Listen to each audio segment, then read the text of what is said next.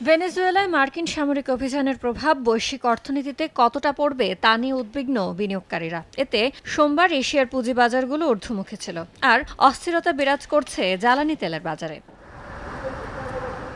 Japan বহির্ভূত Asia প্রশান্ত মহাসাগরীয় অঞ্চলের বড় সূচক MSCI সকালে বেড়েছে 1.2%, আর S&P 500 ইমিনি সূচক বেড়েছে 0.1%-এর বেশি। জাপানের নিক্কি সূচক 2.8% বেড়ে রেকর্ড উচ্চতায় পৌঁছেছে। দক্ষিণ কোরিয়ার কসপি সূচক ও তাইওয়ানের পুঁজিবাজারের প্রধান সূচক 2%-এরও বেশি বেড়ে নতুন রেকর্ড ছুঁয়েছে। হংকংয়ের হ্যাংসেং সূচক 0.1% বেড়েছে, তবে তালিকাভুক্ত জ্বালানি কোম্পানিগুলোর শেয়ার মূল্য 3.1% পড়ে গেছে। এদিকে অস্ট্রেলিয়ার শেয়ার বাজারে সূচক 0.1% বেড়েছে। ভেনেজুয়েলায় সামরিক অভিযান আর রোববারের বৈঠকে ওপেকের তেল উৎপাদনের পরিমাণ অপরিবর্তিত রাখায় সোমবার ব্রেন্ট ক্রুডের দাম 0.2% বেড়ে ব্যারেল প্রতি দাঁড়িয়েছে $60.87।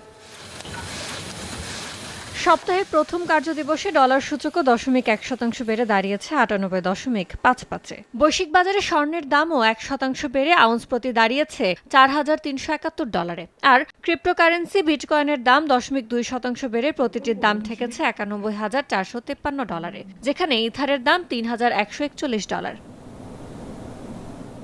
ইয়ানুর শিফাত, সময় সংবাদ।